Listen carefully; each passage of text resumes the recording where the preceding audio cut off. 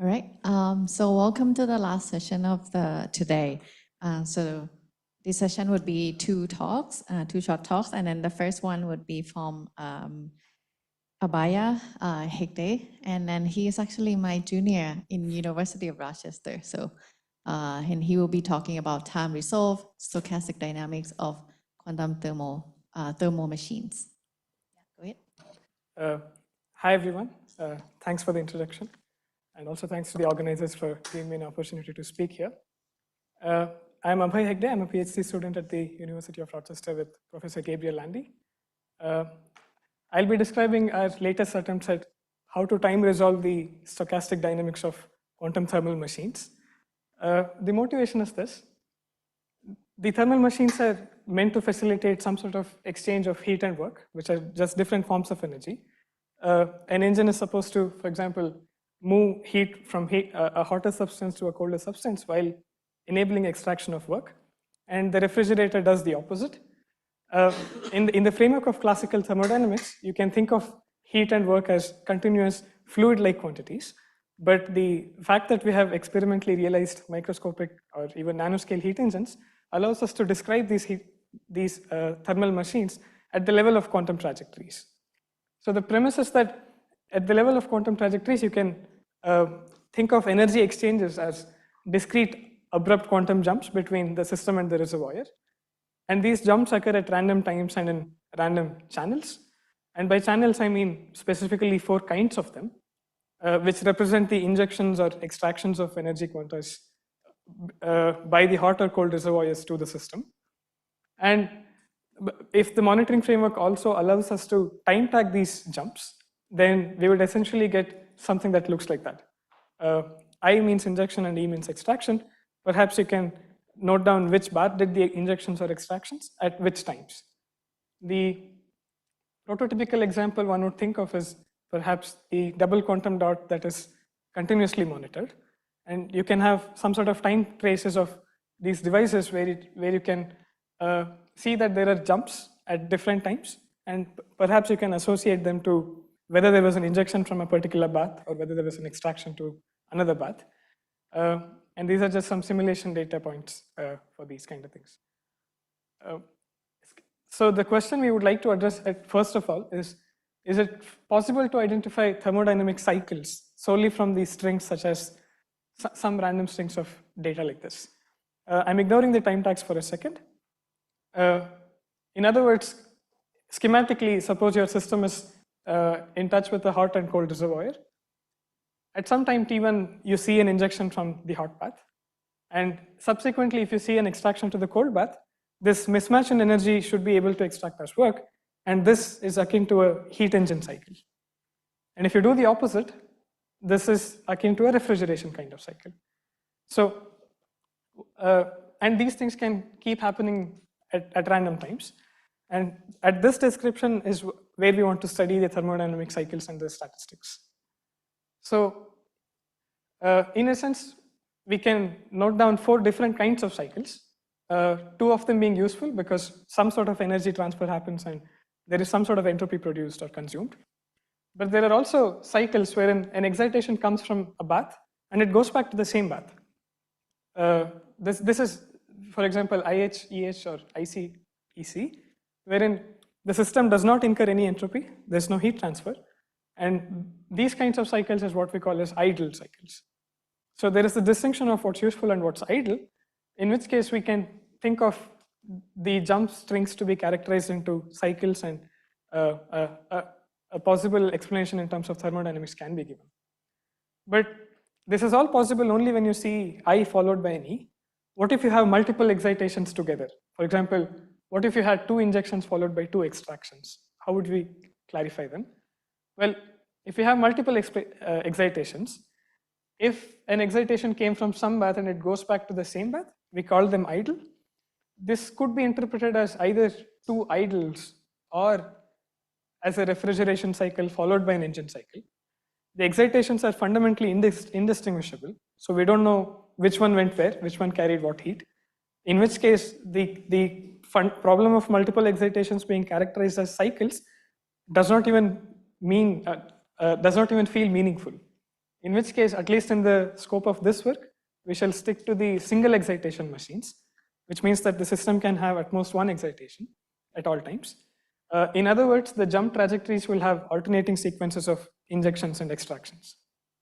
And this might seem like a theoretician's dream and not really an experimentally relevant scenario, but in case of double quantum dots, this is perhaps the most favorable one because of the Coulomb blockade regime.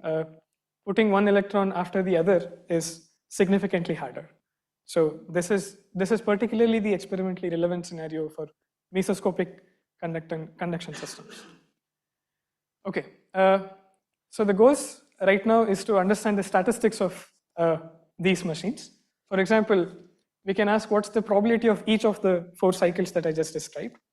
Given that we have access to the time tags, can we understand the time scale at which these cycles happen, as in when does the heat transfer could occur?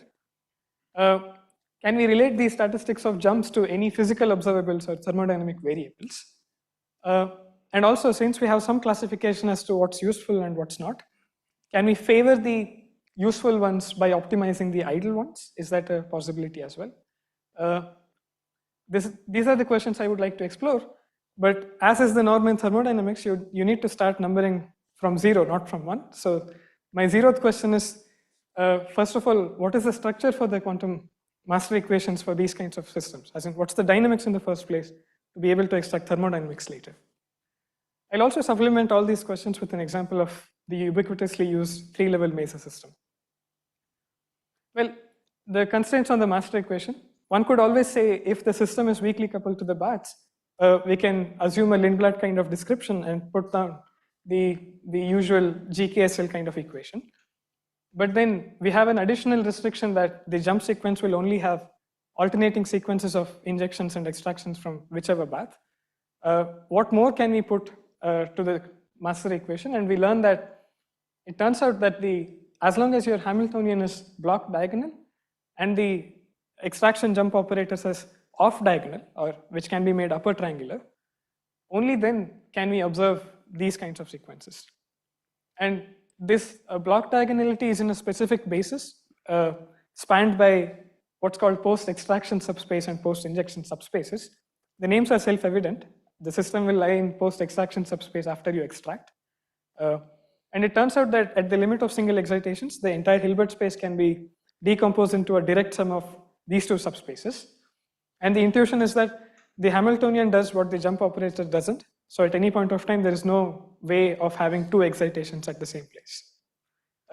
In other words, if you can write down the projectors, then PE and PI do the following operation. So the Hamiltonian, the Hamiltonian shuffles the excitation within the same subspace.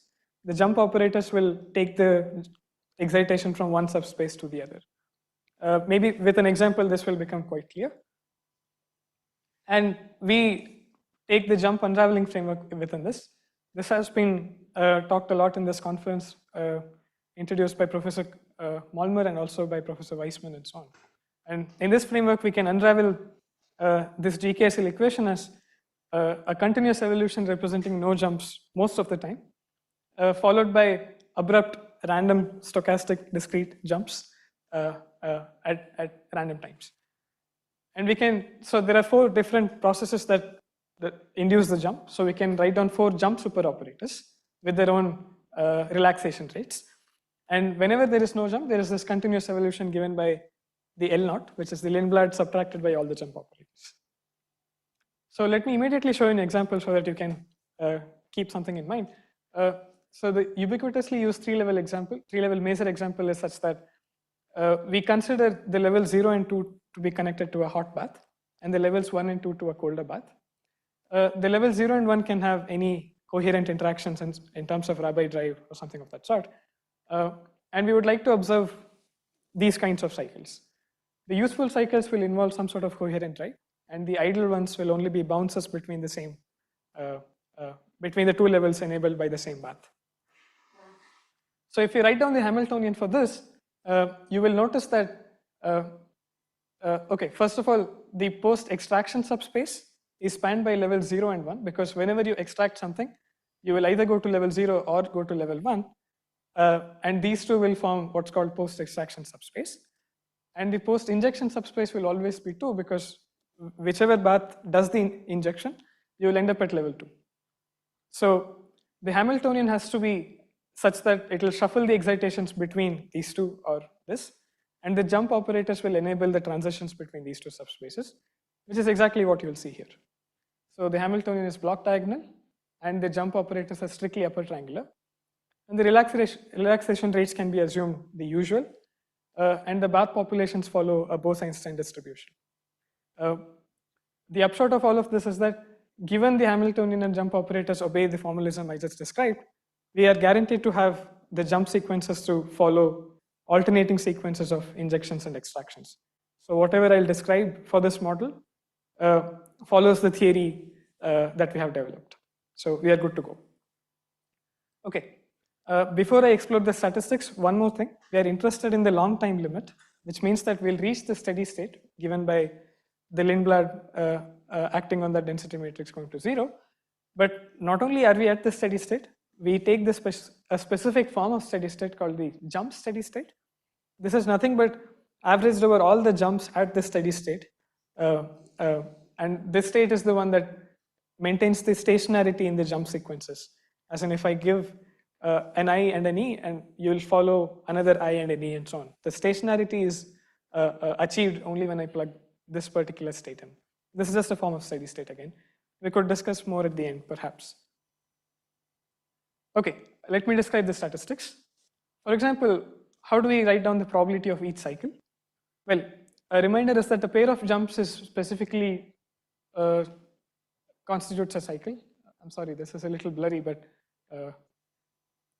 the way we write down, let's say, the time resolved probability of observing a particular cycle of type X within a cycle completion time tau is trace of an operator on this initial state, which is the jump steady state. And this operator is what we call a cycle operator. And what it does is this. So I assume that the first jump happens at a time t between the interval 0 and tau, because the cycle completion time is tau. And the first jump is by convention an injection. And X decides which path does the injection. For example, if X is equal to 1, then this is an IH. So until time t, there is no jump. So we evolve with e to the L naught t. And then there is a jump. The second jump must necessarily happen at tau minus t. So until then, we evolve with no jump again. And then the final jump would be an extraction. And that's also decided by the process X to whichever path. And then we integrate over all the intermediate times t, because we don't really care about when the first jump happens. A cycle is a pair of jumps anyway. So this operator performs the cycle X within the cycle completion time tau. And taking the trace out will give you a distribution. And if we don't care about how long do each of these durations take, we can integrate over all the durations from 0 to infinity. And what we recover is the total probability of observing any of these cycles, irrespective of any duration. And this will characterize the stochastic dynamics of the machine. Whether the machine acts as a heat engine, machine acts as a refrigerator, or machine does not really transfer any heat. These probabilities are encoded in this particular bit. And irrespective of the model, the normalization condition should hold such that when you sum over all the cycles, it should be 1. And we prove that this is agnostic of the model. We don't need to assume anything. All right. So I kind of have described how to get the probabilities. How do we write down the average waiting time for each cycle? Well, that is nothing but the expectation value of the duration parameter tau, given a cycle has happened. So this is a conditional expectation. That is the usual definition that you take tau times px of tau and you integrate over all the taus. And we can then recover the unconditional expectation times by summing over all the other cycles with the probabilities. I'll explain why unconditional expectation time shows up. But in terms of the jump operators, we could rewrite the unconditional one in terms of these jumps and no jump operators. This is perhaps not really physically any insightful, but the fact is that we can write this down is perhaps neat in my opinion. We can immediately establish some connections to the full counting statistics. And the connection is that the average duration between two jumps must be reciprocal to the number of jumps per unit time. And the number of jumps per unit time in literature is called as the dynamical activity. And this dynamical activity then should be reciprocal to the average duration, which is E of tau. And we find that to be indeed the case. So E of tau is 1 over KHC, but there is a factor of 2 that comes because each cycle involves 2 jumps. And that's just a normalization. And this is not unexpected. This is in fact a sanity check, given that jump unraveling framework gives us a duration, and the KHC, which is the average number of jumps per unit time, is something independent of these times. Okay.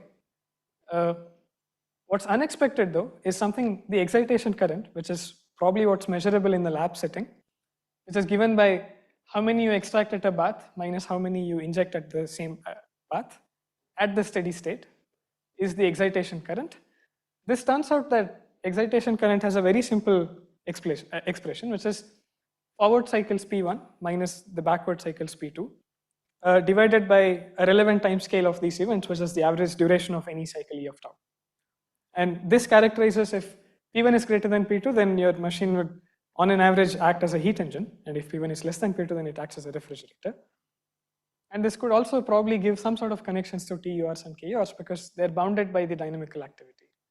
And I'll perhaps talk more about this at the end.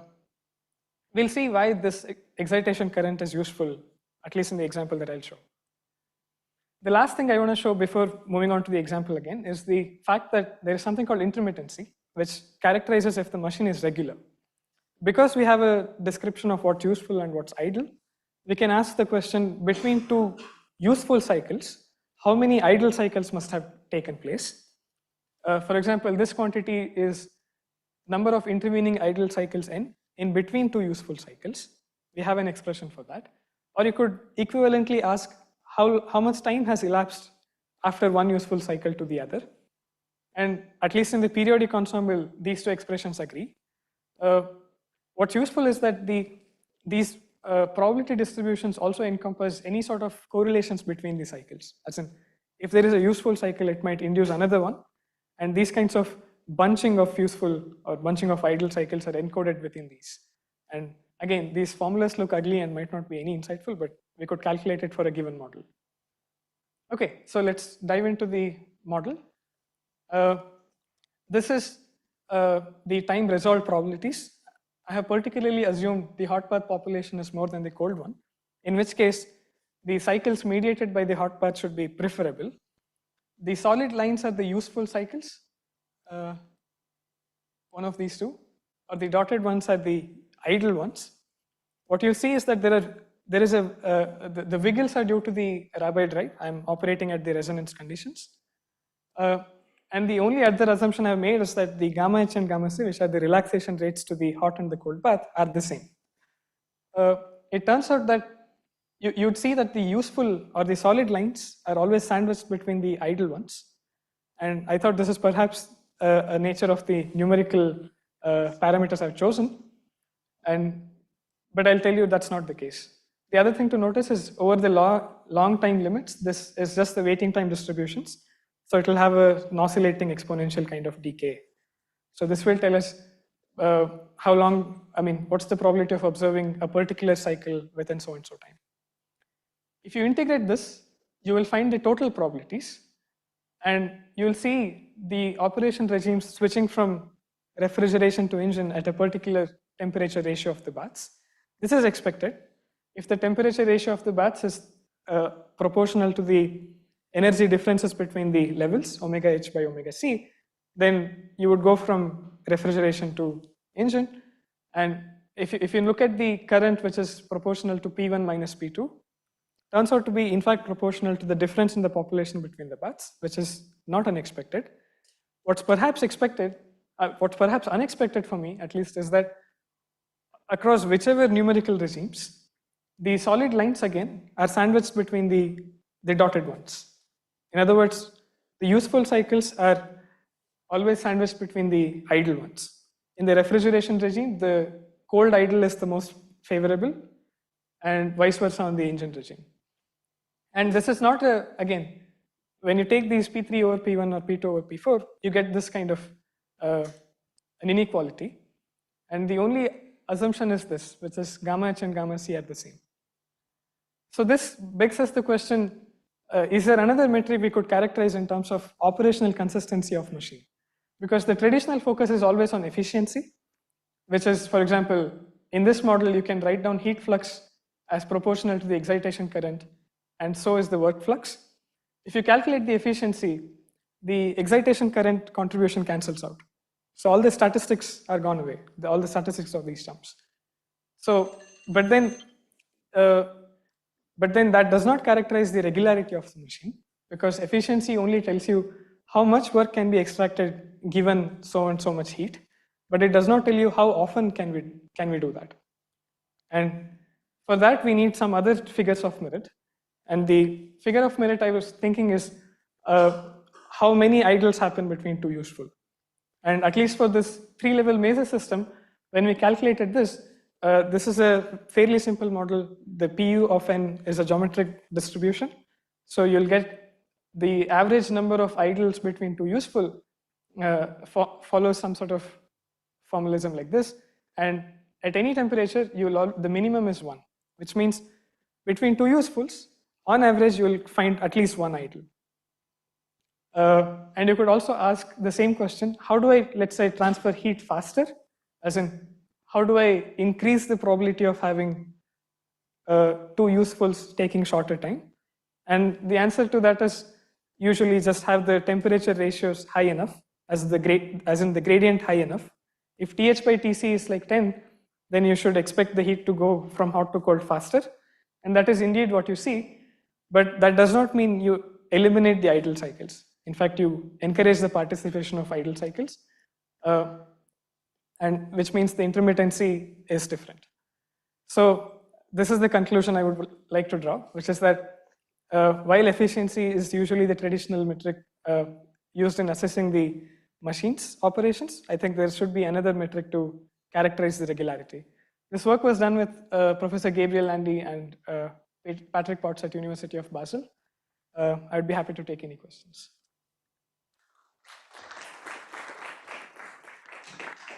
So we have some time for a quick question. Yes.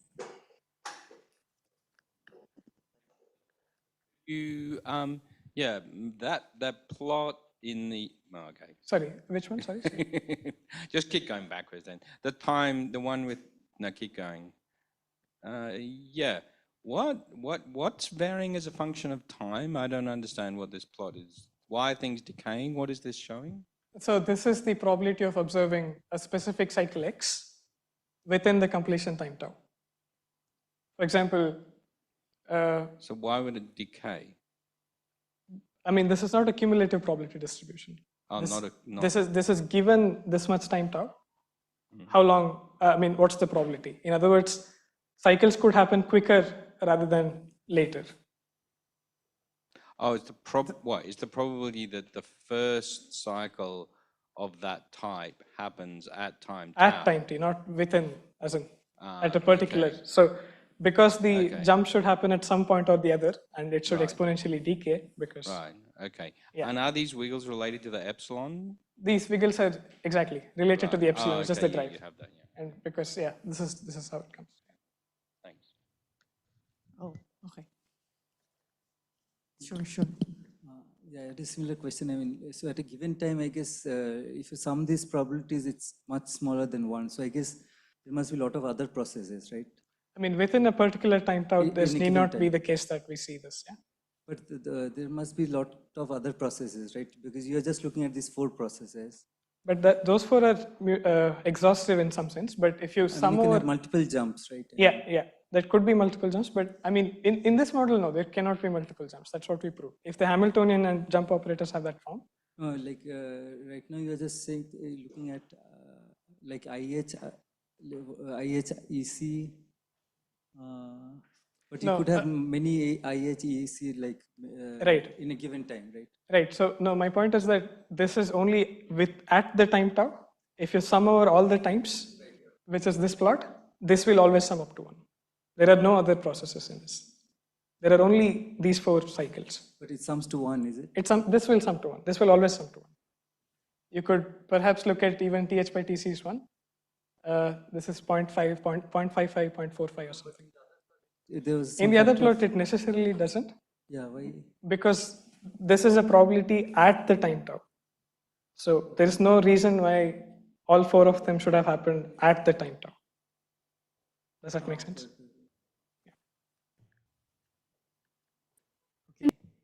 No, I just wondering, you define these useful and idle processes. So if you have do you have a notion of something like a Carnot cycle alternating between idle and useful? It's a great question. No, I don't really have any. No, I don't have any intuition on that right now. No. Okay, I see a lot of hands there, and I think it will be a bit too late. So I think you guys can catch him after the talk, yeah, if that is okay. Thank you. So let's give him applause again.